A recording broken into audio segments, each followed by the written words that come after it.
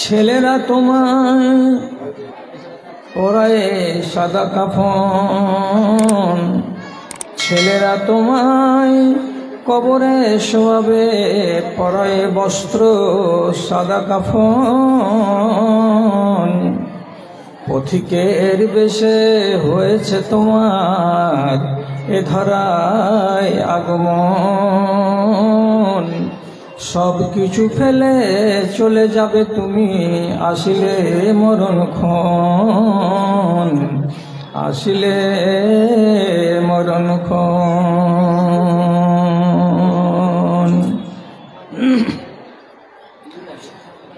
মাননীয় সভাপতি সাহেব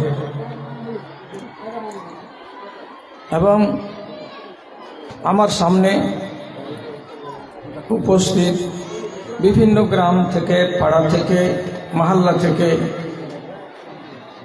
অসংখ্য মাত্রায় আপনারা এসে থাকেন, আসছেন আমার মা এবং বোনেরা, আল্লাহর হাজার শুকরিয়া আমি আদায় করছি। আপনারাও নিজের জায়গাতে বসে বসে আল্লাহ তাআলার শুকরিয়া আদায় করুন যে অন্ততপক্ষে 1 বছর এই যে গত হয়ে গেল, আল্লাহ আমাকেও বাঁচিয়ে রেখেছেন বলে আমি আজ এখানে দাঁড়িয়ে আপনাদের মুখামুখি কিছু বলতে চেষ্টা করছি। ঠিক সেই রকম আল্লাহ তাআলা আপনাদেরকেও বাঁচিয়ে রেখেছেন, কবরে যাননি, যে এই ময়দানে এসেছেন, এসে কিছু শুনবেন, শুনে নিজেকে সমৃদ্ধ করবেন, সে সুযোগ আল্লাহ তাআলা দিয়েছেন আপনাকে। তাহলে আমি যেমন বলবো বলে দাঁড়িয়েছি তার জন্য আল্লাহর শুকরিয়া, আপনি এসেছেন শুনবেন বলে এবং সেগুলোকে মানবেন বলে, তা আপনি করুন আল্লাহর শুকরিয়া। আমরা উভয় দল আল্লাহ তাআলাকে রাজি করার উদ্দেশ্যে নিজের জায়গায় একটু আস্তে করে ঠোঁটটাকে নাড়িয়ে শুকরগুজারি করুন, মুহাব্বতের সাথে একবার বলুন আলহামদুলিল্লাহ। তারপরে তার আখেরি রসুল রহমাতুল লিল আলামিন, বিপ্লবী জননেতা জনাবে মুহাম্মদুর রাসূলুল্লাহ সাল্লাল্লাহু আলাইহি ওয়াসাল্লামের উপর শত সহস্র দরুদ ও সালাম বর্ষিত হোক। আল্লাহুম্মা সাল্লি আলাইহি, আল্লাহুম্মা বারিক আলাইহি। আমার মা বোনেরা, আমি আপনাদের সাথে বেয়াদবি করব না, ঠিক তেমনি আপনারাও আমার সাথে বেয়াদবি করবেন না। তার মানে হলো এই, যাদের ছোট বাচ্চা আছে আপনারা নিজেদের বাচ্চাগুলোকে একটু সামলে রাখুন, ওরা যেন এদিক ওদিক দৌড়াদৌড়ি না করে। আর আপনি এসেছেন এইখানে, সারা বছরে একদিন সুযোগ পেয়েছেন, তো যদি আজকে সময়টাকে কাজে না লাগান তাহলে এখানে আসা আপনার বেকার। সেই জন্য বলছি, আপোষের ভেতরে কথা বলা বন্ধ এবং বাচ্চাগুলোকে সামলে রাখবেন। আর চুপচাপ যারা যারা আসছেন ফাঁকা জায়গা দেখে বসে যাবেন। আমি আমার বয়ান আরম্ভ করছি। আল্লাহ তাআলা আমাকে যেন ঠিক করে আপনাদের সামনে আমার তার কথাগুলোকে পেশ করার ক্ষমতা দান করেন। মা বোনেরা, খেয়াল করুন আমার দিকে, খেয়াল করুন আমার দিকে। গত বছর আমি জালসা করার পর 17 থেকে 18 জন মায়ের ফোন পেয়েছিলাম, ফোন এই ভাদুয়া এলাকার। কিছু কথা আমার তাদের বুঝতে অসুবিধা হয়েছিল বলে জানতে চেয়েছিলেন। আমি পরে কথা বলেছি এবং তাদেরকে আমি সাধুবাদ জানিয়েছি এই বলে যে অন্তত তুমি এক আমার ইসলামী বোন, কথাগুলো শুনেছিলে, সবটি বুঝেছো, এই কথাটা বুঝতে পারোনি বলে আজকে ফোন করে আমার কাছে জেনে নিলে। আজকে আপনাদের ভেতর থেকেও আমি এমন মানুষ জানতে চাই, দেখতে চাই যে যারা কথাগুলোকে শুনছেন, কথাগুলোকে বুঝার চেষ্টা করছেন। হয়তো বা এক একটা কথা আপনার ছাড়া পড়ে গেছে, তো সেটা পরের সুযোগে জানবার চেষ্টা করবেন। আমি আলোচনার আরম্ভে বলি, কথার প্রতি একটু সুবিচার করবেন। আল্লাহ রাব্বুল আলামিন আমাদেরকে কোরআন মাজিদের ভেতরে নানান রকমের আদেশ এবং নানান রকমের নিষেধ দিয়েছেন। ঠিক সেই রকমই আমাদের নবী জনাবে মুহাম্মদুর রাসূলুল্লাহ সাল্লাল্লাহু আলাইহি ওয়াসাল্লাম, তিনি নিজের পবিত্র জবানে আমাদেরকে কিছু আদেশ দিয়েছেন এবং কিছু নিষেধ দিয়েছেন। সে আদেশকে যদি মানি আর নিষেধকে যদি না মানি তাহলে আমি পাকা মুমিন নই। যদি আপনি নিষেধগুলোকে মানেন আর আদেশকে না মানেন তাহলে আপনি পাকা মুসলমান বা পাকা মুমিন নারী নন। কি করতে হয়? আমাকে আল্লাহর আদেশও মানতে হবে এবং আল্লাহর নিষেধও মানতে হবে। যদি আদেশ মানি নিষেধ না মানি তাহলে আমি আসামি। যদি নিষেধগুলোকে মানি আর আদেশকে না মানি তাহলে আমি আসামি। আর আসামি হলে আমার রেহাই নেই, আমাকে জাহান্নামে যেতেই হবে। আপনাদেরকে বুঝাবার জন্য ছোট করে বলছি, আদেশ কাকে বলে? আদেশের মানে করো আর নিষেধের মানে ছাড়ো, এই তো বুঝার কথা। আদেশ হিসেবে যদি আপনাকে বুঝাই তো আঙুলে গুনে দেখেন তো, মাথাটাকে একটু তেজ করে বুঝেন তো। আমি আদেশ বলছি নামাজ পড়ো, রোজা রাখো, হজ করো, হালাল রুজি খাও, সত্য কথা বলো, পর্দার সাথে থাকো। আমি কি বললাম? এগুলো সব আদেশ বললাম। কেউ একটা লোক যদি, একটা নারী যদি একটা আদেশকে না মানে তাহলে সে মুমিন মুমিনা নয়, সে আসামি। আসামি হতে গেলে তাকে জাহান্নামে যেতেই হবে। পৃথিবীর কোনো শক্তি তাকে আটকাতে পারবে না, যাবেই জাহান্নামে। নিষেধ একটাকে যদি কেউ না মানে তাহলে জিন্দগি কয়লা হয়ে যাবে কিয়ামতের দিন, একটা নিষেধকে না মানার কারণে। কাকে বলে নিষেধ? মাথাটাকে একটু আমার দিকে দেন, কথাকে শুনতে চেষ্টা করেন। নিষেধ বলছি আমি, চুরি করিও না, ব্যভিচারী করিও না, রাহাজানি করিও না, পরনিন্দা করিও না, যাকে গীবত বলা হয়, শিরিক করিও না, জাদু করিও না, নেশা খেয়েও না, বেপর্দা হইও না, মা বাবাকে কটু কথা বলবেন না। আমি বললাম উদাহরণ বুঝবার জন্য, এটি না, একে ছাড়তে হবে। যদি একটা কোনো মুসলমান নর এবং নারী ছাড়াগুলোকে না ছাড়ে সে আসামি হবে। আর আসামি হতে গেলে তাকে আল্লাহর জাহান্নামে যেতেই হবে, কেউ আটকাতে পারবে না তাকে। এখন আপনাকে আমি যদি বলি তো বলবে যে তুমি আমাদের দেশের মুলবি বলে জোর করে বলছো, চেপে চেপে বলছো। আমি চেপে বলি না, আমি যেটা আদেশ বললাম তার মিসাল দিচ্ছি, আপনাকে উদাহরণ দিচ্ছি।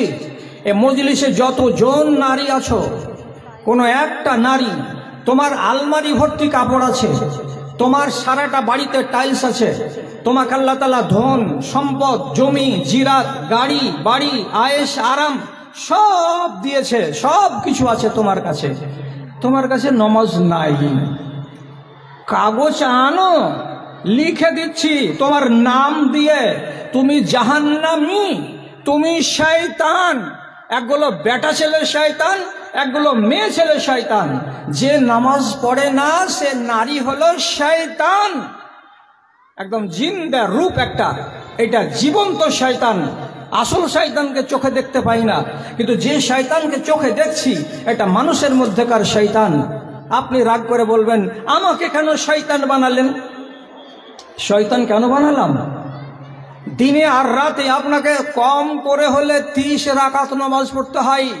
আমার মায়েরা, আমার বোনেরা আঙুলে হিসেব করুন। 12 রাকাত সুন্নাতে মুআক্কাদা, 17 রাকাত হলো ফরজ, 12 আর 17 হলো 29 রাকাত, আর 1 রাকাত হলো বেতর, তাহলে হলো 30 রাকাত। 30 রাকাত নামাজ পড়তে গেলে সাজদা কয়টা হয়? 60টা সাজদা হয়। আপনি যদি এই সাজদা কয়টি না দেন তাহলে আপনি আসামি হবেন, শয়তান হবেন। কেন বললাম? এই জন্য বললাম, ইবলিস শয়তান একটা সাজদা অস্বীকার করেছিল। কয়টা? একটা। সেও আদমকে বলা হয়েছিল সম্মানের সাজদা করতে, একটা সাজদাকে অস্বীকার করলো ইবলিস শয়তান। শয়তান হয়ে গেল, কপালে জুতা পড়ে গেল, লাঞ্ছিত হয়ে গেল। কিয়ামত পর্যন্ত সে লাঞ্ছিত। সারা দুনিয়ার নর আর নারী ওর কপালে জুতা মারে। কি করে জুতা মারে? কোরআন পড়তে গেলেই আউযু বিল্লাহি মিনাশ শাইতানির রাজিম। এর মানে কি? এর মানে শয়তানের কপালে আগে জুতা, তারপরে তখন বিসমিল্লাহ দিয়ে কোরআন মাজিদ শুরু। তাহলে কিয়ামত পর্যন্ত কপালে জুতা পড়ছে। একটা সাজদাকে অস্বীকার করার কারণে তার কপালে নরক লিখে দেওয়া হয়েছে। যদি একটা সাজদাকে হজম করার কারণে সে জাহান্নামী হয় আর তার পরিচয় হয় শয়তান, তাহলে আমার মায়েরা আর আমার বোনেরা এরা যদি 60খানা সাজদাকে অস্বীকার করে দেয়, তাহলে আপনি বলুন এটাকে জিন্দা শয়তান বলাটা কি আমার ভুল হয়েছে? ভুল হয়নি। আপনি নিজেকে হুঁশিয়ার করুন। আজকে আপনাকে আদেশের ওয়াজ কম শোনাবো, আজকে আপনাকে নিষেধের ওয়াজ বেশি শোনাবো। কেন? রোগ যেটা দুনিয়াতে দেখা গেছে তা আপনাদের ভেতরে বেশি। আপনাদের ভেতরে বেশি বলে আপনাদেরকে আমি নিষেধ সম্পর্কে বেশি কথা বলছি। শুধু নিষেধ, এটা মানা, এটা করবে না, এটা ধরবে না, এটা ছেড়ে দিতে হবে, এই বলে শুধু নিষেধ নিষেধ নিষেধ। কতটি নিষেধ আছে আপনাকে আজ যতক্ষণ পারছি আমি শুধু নিষেধ শোনাচ্ছি। 1 নম্বর বিসমিল্লাহির রহমানির রহিম। 1 নম্বর, আপনাদের জন্য রংকে আল্লাহ তাআলা হালাল করেছেন। এর আগে আমি বলেছি জাফরানের রং ব্যবহার করুন, মেহেন্দির রং ব্যবহার করুন। এখন বাজারে পাওয়া যাচ্ছে নানা রকমের রং, ব্যবহার করুন। পায়ে লাগান, হাতে লাগান, মুখে লাগাতে হলে মুখে লাগান। আপনাদের জন্য খোলা পাওয়ার আছে।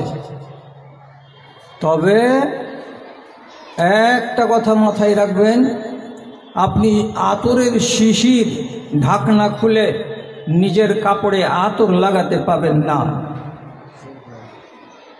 আপনি এমন কোনো একটা পারফিউম বাজার থেকে কিনবেন না যে বিয়ে বাড়িতে যখন ভোজ খেতে বের হলাম তখন শিশির মাথাটাকে চিপে এক্সপ্রে করে নিলাম গায়ে। আপনি যেখান দিয়ে গত হচ্ছেন মনে হচ্ছে ফুলের বাগান। এইরকম এক্সপ্রে গায়ে লাগিয়ে আপনার গা দিয়ে যদি ভিনি ভিনি খুশবু বের হয়, তাহলে আপনার জন্য এটা কঠিন ভয়ানক পরিণাম ডেকে আনবে। যে নারী গায়ে সেন্ট ব্যবহার করে সে নারী সম্বন্ধে আমার কথা নয় রে মা, আমার কথা বলছি না, আমি নবীজির কথা বলছি। তিনি কি বলেছেন সেটা কান দিয়ে শোনো। নবীজি বলছেন, আইয়ুমা ইমরাতিন ইস্তাআতারাত সুম্মা খারাজাত লিতাজিদা মিন রিহা ফাইন্নাহা জানিয়াতুন। নবীজি বলছেন, কোন রমণী যদি সাজগোজ করে আবার নিজের গায়ে সুন্দর আতরকে ছিড়কিয়ে নেয়, সুন্দর সেন্টকে লাগিয়ে নেয়, আর নেয়ার পরে বাহির হয়, এই উদ্দেশ্যে বের হয় যে যখন আমি বাজার দিয়ে হাঁটবো, যখন আমি ভিড়ের মধ্য দিয়ে হাঁটবো, তখন আমার গা থেকে মিষ্টি মিষ্টি সেন্ট বের হবে। আর যারা যারা আমার ডানে আর বামে পুরুষেরা আছে তারা নাকে শুঁকবে, আর শুঁকার পরে তারা আনন্দ পাবে। এমন বদনিয়াতে যদি কোনো মেয়ে ছেলে আতর শরীরে লাগিয়ে সেন্ট শরীরে লাগিয়ে যদি বাহিরে বের হয়, তো তার নাম কি, তার পরিচয়টা কি? আপনি হয়তো বলবেন আমি হলাম প্রধানের বেটি, কেউ হয়তো বলবে আমি চৌধুরীর বেটি, কেউ হয়তো বলবে অমুক হেডমাস্টারের বেটি। এভাবে পরিচয় চলবে না।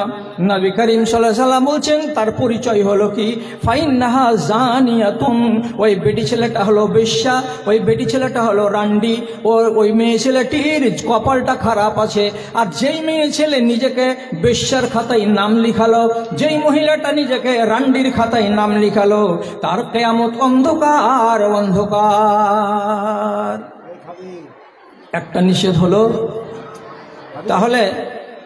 তাহলে যারা বেশি বয়সের মা খালা আছেন আপনারা তো এগুলো করেন না, এই জন্য ভালো, এটা আনন্দের কথা। কিন্তু আপনারই কোখে জন্মেছে যে মেয়ে, যার বয়স এখনো 16 বা 18, আপনি তার সম্বন্ধে খোঁজ খবর রাখছেন যে আপনার মেয়ে কত রকমের জিনিস পার্লার থেকে বা এ দোকান থেকে কিনে এনে ব্যবহার করছে। আপনি জীবনে কোনোদিন নিষেধ করেছেন বেটি আমি জাহান্নামে যাব না তো তোকে জাহান্নামে যেতে দেব না, আমি জান্নাতে যাব তো তোকে জান্নাতে নিয়ে যাব? কথাই বলে না, মা গুণে বেটি আর লাটাই গুণে পেটি। মা যেমন হবে তার বেটির চরিত্র তেমন হবে। এটা নিজের মাকে করে নিতে হবে, কেমন তুমি বেটি আর কেমন তুমি মা। হ্যাঁ, এই দিকে লক্ষ্য রাখবেন। একটা কথা বললাম। 2 নম্বর কথা বলছি, এদিকে একটু খেয়াল করুন যে নিষেধ। আপনাকে আদেশের ওয়াজ আজকে বলবো না বলেছি। রোজা করেন, নামাজ পড়েন, হজ করেন, জাকাত দেন, সত্য কথা বলেন, হালাল রুজি খান, এগুলো অন্যদিন বলবো। আজকে শুধু নিষেধগুলো বলছি, কেন এই নিষেধগুলো আপনাদের ভেতরে বেশি বেশি করে রোগ আকারে দেখা দিয়েছে। 2 নম্বর কথা বলছি, আল্লাহ পাকের নবী বলছেন, লা'নাল্লাহুল ওয়াসিলাতা ওয়াল মুস্তাওসিলাতা ওয়াল ওয়াসিমাতা ওয়াল মুস্তাওসিমাতা। মেয়েদের ভেতরে একগুলো মেয়েকে দেখবেন, ওর মাথার পেছন দিকে 1 হাত 1.5 হাত লম্বা লম্বা চুল আছে, তথাপি ওর জিভ ভরে না। নিজের আসল চুল তার পিঠের নিচু বরাবর আছে, তথাপি এতে তার মন ভরে না। তখন কি করে? বাজার থেকে 250 টাকা দিয়ে, 300 টাকা দিয়ে, 500 টাকা দিয়ে চাইনা মডেলের চুল কিনে পাওয়া যায়। সেই চাইনা মডেলের চুল নিয়ে এসে নিজের চুলের সঙ্গে তাকে যুক্ত করে বেনি বানাই। বেনিটা তখন কত বড় হয়? বেনিটা তার নিতম্বের নিচু পর্যন্ত ঝুলে যায়, বড্ড লম্বা চওড়া হয়ে পিছন দিকে ঝুলে। তখন সে নিজের মনে মনে বড্ড খুশি হয়, বড্ড আনন্দ পাই। কত সুন্দর আমার চুলগুলো, আর কত দেখতে ভালো লাগে, আর কত লম্বা লম্বা চুল আমার। এই লম্বা চুল করে পিছন দিকে ছেড়ে দিয়ে বাইরে যখন বাজারে যাবে, তো নিজের মনে মনে সে হাসি পাবে, আনন্দ পাবে বটে। কিন্তু রাসূলুল্লাহ বলছেন, ওই নারীর উপরে আল্লাহর লানত, ওই নারীর উপরে আল্লাহর লানত। লানত মানে কি? যার উপরে আল্লাহর রহমত নাজিল হবে না, আল্লাহর গজব নাজিল হবে। তো গজবটারই নাম হলো লানত। যে নারী এই কাজটা করবে সেই নারী হচ্ছে লানতি, ওর উপরে আল্লাহর লানত বর্ষিত হবে। আপনি নিজে বলুন তো, আল্লাহর রহমত যার উপরে নেই, তো সেই নারী যার উপরে আল্লাহর রহমত এবং আল্লাহর গজব নাজিল হয়, সে কোনোদিন জান্নাতের মুখ দেখতে পায়? তো সোজা কথা, এই কথাটা থেকে কোনো জটিলতা আছে? যার উপরে আল্লাহর গজব নাজিল হচ্ছে, যেই নারী আল্লাহর গজব প্রাপ্ত, সেই নারী মরার পরে কি জান্নাতের মুখ দেখবে? না, মুখ দেখবে না। অথচ মেতে উঠেছে আমাদের সমাজ, মেতে উঠেছে যে এই পরচুলা লাগিয়ে নিজের চুলকে বড় করতে কেমন যেন পাগল হয়ে গেছে। আল্লাহ তোমাদেরকে রেহাই দেয়। আর একটা বড় রোগ যার ভেতরে আছে, তোমাকে আমি ইসলামী বোন বলে সম্বোধন করছি, যার ভেতরে এই রোগ আছে, তোমাকে আমি আমার বেটির সম দেখে আমি তোমাকে উপদেশ দিচ্ছি, আমি তোমাকে ওসিয়াত করছি, আল্লাহর ওয়াস্তে কথাটা শোনো। সেটা হলো এই, নবীজি বলছেন, একগুলো মেয়ে ছেলে আছে যারা মুখের চুলগুলোকে উপড়িয়ে ফেলে দেয়। মুখ বলতে কোথায় বলা হয়েছে? চোখের উপরে যে এই চুলগুলো আছে, যাকে আমরা বাংলাতে ভুরু বলি, সেই ভুরুগুলো চোখের উপরে, চপটা ভুরুগুলোকে অনেক রমণীকে দেখবেন বিউটি পার্লারে যায়, আর বিউটি পার্লারে গিয়ে নিজের মতো করে ওইখানকার মেয়েদেরকে দিয়ে এই চুলগুলোকে চওড়া করে তৈরি করেছেন আল্লাহ তাআলা। সেটাকে তারা চিমটি দিয়ে তুলে তুলে, মলম দিয়ে, ওষুধ দিয়ে তুলে তুলে সরু করে দেয়, বাঁকা করে দেয়। আর একটু যদি কম থাকে তো সেই জায়গাটাকে ডিজাইন করে দেয়। দেওয়ার পরে এই চাপটা চুলগুলোকে আস্তে আস্তে করে নুচে নুচে নুচে নুচে সরু করে দেয়, কমিয়ে দেয়। তাহলে ভ্রুকে নুচে নিজের মতো করে সাজিয়ে নেওয়া, এটা কত বড় অন্যায়। তো রাসূলুল্লাহ বলছেন, ওর উপরে আল্লাহর লানত। এই বেটি ছেলে আল্লাহর রহমত থেকে দূরে থাকবে। কেন? কেনর মানে হলো প্রশ্ন এটাই, কেন তুমি চুলগুলোকে নুচে পাতল করতে গেলে? তুমি মনে মনে ভাবছো পাতলা করতে গেলে বেশি সুন্দর লাগবে, কিন্তু আল্লাহ রাব্বুল আলামিন বলছেন না, যতটা চওড়া হওয়া দরকার আমি ততটাই করে দিয়েছি, এতেই তোমাকে বেশি ভালো লাগবে। তাই তুমি আল্লাহ রাব্বুল আলামিনের এই কেরামতিতে দালালি করতে গেলে কেন? নাউজুবিল্লাহ, আল্লাহ তাআলা ভুল করেছেন নাকি যে চাপটা কেন করে দিয়েছেন? নাউজুবিল্লাহ, আল্লাহ তাআলা এখানে চুলগুলো এত বেশি কেন দিয়েছেন, কম করে কেন দেননি? এটাকে তুমি মনে মনে ভাবছো, আর ভেবে চিন্তা তুমি আল্লাহর উপরে দালালি করতে যাচ্ছ। নাউজুবিল্লাহ, আল্লাহ ভুল করেছেন, আর তুমি বিউটি পার্লারে গিয়ে এটাকে তুমি ঠিক করে নিলে। এইরকম বিশ্বাস যার আছে, আর যারা বিউটি পার্লারে গিয়ে এই চোখের ভুরুগুলোকে উপড়ে উপড়ে পাতল করে নেয়, নবীজি বলছেন তার উপরে আল্লাহর লানত বর্ষিত হয়। আছো এইরকম মেয়ে ছেলে পিলে আছো? বলছে হ্যাঁ আছি। যদি থেকে থাকো এইরকম, তাহলে হুঁশিয়ার হয়ে যাও। আবার আরো বলছি, এই সুবাদে আপনাকে শিখে নিতে হবে, আপনাকে জেনে নিতে হবে যে আল্লাহ তাআলা এইগুলো জিনিসের উপরে লানত বর্ষণ করে। তার মধ্যে আর একটা হলো ট্যাটু। ট্যাটু মানে কি? আজকালকাল দেখেছেন মুসলমান মেয়েদের ভিতরে দেখতে পাওয়া যায় না তো আলহামদুলিল্লাহ, কিন্তু অমুসলিম মেয়েদের ভিতরে দেখা যায়। আর বেটা ছেলেদের ভিতরে ভুরি ভুরি দেখতে পাওয়া যাচ্ছে, যেটাকে আমরা আগের ভাষাতে বলতাম গোদানি। খালারা আপনারা বুঝতে পারছেন কথাটা?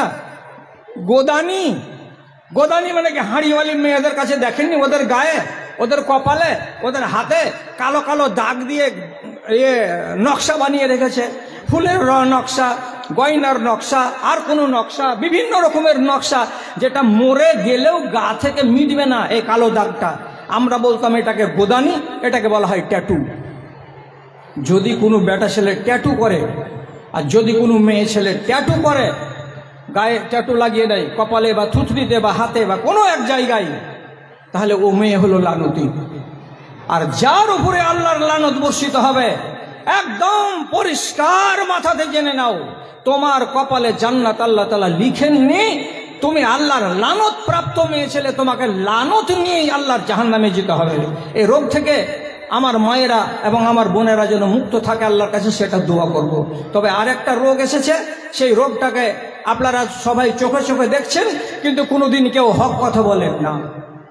না মা হক কথা বলে, না খালা হক কথা বলে, না কোনো বোন হক কথা বলে, না বাড়ির দাদিও হক কথা বলে, না বাড়ির পতিন কেউ ন্যায্য কথাটা বলে। সবাই চোখে চোখে দেখে, অথচ হক কথাটা কেউ বলে না। আমার দিকে তাকান, আমি সত্য বলছি না মিথ্যা বলছি?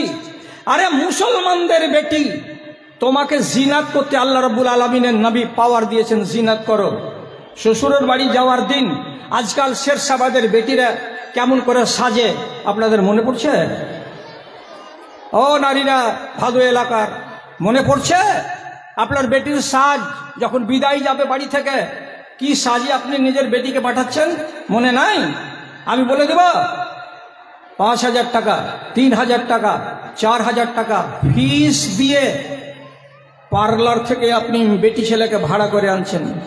2 ঘন্টা ধরে আপনার বেটিকে সাজাচ্ছে, এক একটা কুচি পর্যন্ত সিফটি পিন দিয়ে মেপে মেপে বসাচ্ছে। কোনখানে থাকবে মুড়াটা তাও বলছে, নাভির নিচে থাকবে না উপরে থাকবে তাও মেপে দিচ্ছে, ব্লাউজটাতে কোনখানে বুটাম লাগবে কোনখানে লাগবে না তা বলে দিচ্ছে। পুরো কপালে সাদা সাদা ফুটকি ফুটকি ফুটকি ফুটকি দাগ দিয়ে মেয়েটাকে সাজাচ্ছে। এই জায়গায় লাল, আর এখানে একটু আবছা, এইখানে আবার রঙিন, এইরকম করে সাজ গোজ করে সুন্দর করে তাকে 2.5 ঘন্টা ধরে সাজিয়ে 5,000 টাকা ফি নিয়ে এবার বাইরে আনা হচ্ছে। যাও শ্বশুর বাড়ি যাও, মাথাতে কি দিয়েছ? তো যেটাকে আমাদের দেশের লোক চিনলো, এটার নাম হলো চুনরি। চুনরি মানে কি? 2 হাতের এদিকে চওড়া আর 2 হাতের এদিকে চওড়া একটা লাল রঙের প্যান্ট পেনে জেল জেলা কাপড় মাথাতে এমনি করে চাপিয়ে দিয়েছে। ওড়নার নাম ওর 14 গোষ্ঠীতেও জানে না। সব কিছু জল জল জল জল করে দেখা যাচ্ছে, ঠোঁটের আর মুখের আর কপালের সব ডিজাইন সারা জগৎবাসী দেখছে, যত বরযাত্রী দেখছে, যত মেহমান সবাই দেখছে। আপনিও মনে মনে খুশি, আমার বেটিকে দেখে কত সুন্দর লাগছে। আপনার বেটিকে সুন্দর লাগছে, আপনার বেটি জাহান্নামের কয়লা চললো, শুধু খালে পড়তে যা দেরি আছে। এটা জাহান্নামের কয়লা, কয়লা জাহান্নামের আগুনে একে পুড়ানো হবে। কেন পুড়ানো হবে আমি এর আগে যদি বলে থাকি তো হয়তো ভুলে গেছেন, আজকে আবার আপনাকে স্মরণ করিয়ে দিচ্ছি। আপনার ঠোঁটে লাল রং লাগানো যায়, আপনার কপালে নকশা সুন্দর করে ফেয়ার অ্যান্ড লাভলি লাগানো যায়, আপনার ঠোঁটে আপনার চোখে সুরমা লাগানো যায়, আপনি ডিজাইন যেমন করে করতে পারেন আপনি করতে পারবেন, কিন্তু দেখবেটাকে, আগে এই কথাটা প্রশ্ন হোক, আমার এই নকশা দেখবেটাকে, আমার এই জিনাত কে দেখতে পাবে? কার দেখার পাওয়ার আছে? আমি এর আগে বলে দিয়েছি, আল্লাহ রাব্বুল আলামিন বলেছেন ওয়ালা ইউবদিনা জিনাতাহুন্না, ও নারীরা যত পারো জিনাত করো, যত পারো জিনাত করো, নিষেধ নাই, নিষেধ নাই, কিন্তু তোমার চেহারার ডিজাইন, তোমার চেহারার জিনাত কে কে দেখতে পাবে? মগজে তুলে রাখো, না হলে তোমার কপাল খারাপ আছে। কে কে দেখতে পাবে? এক, তোমার স্বামী দেখতে পাবে। দুই, তোমার স্বামীর বাপ দেখতে পাবে। তিন, তোমার নিজের বাপ দেখতে পাবে। চার, তোমার নিজের ভাই দেখতে পাবে। পাঁচ, তোমার যদি বেটা থাকে বড় বা ছোট তারা দেখতে পাবে। ছয়, তোমার বাড়িতে যদি কোনো চাকর বাকর থাকে বেটা ছেলে, কিন্তু ছেলেটা বড় হয়নি, সাবালক হয়নি, নাবালক ছেলে বাড়িতে কাজ করে, ওই ছেলেটা দেখতে পাবে।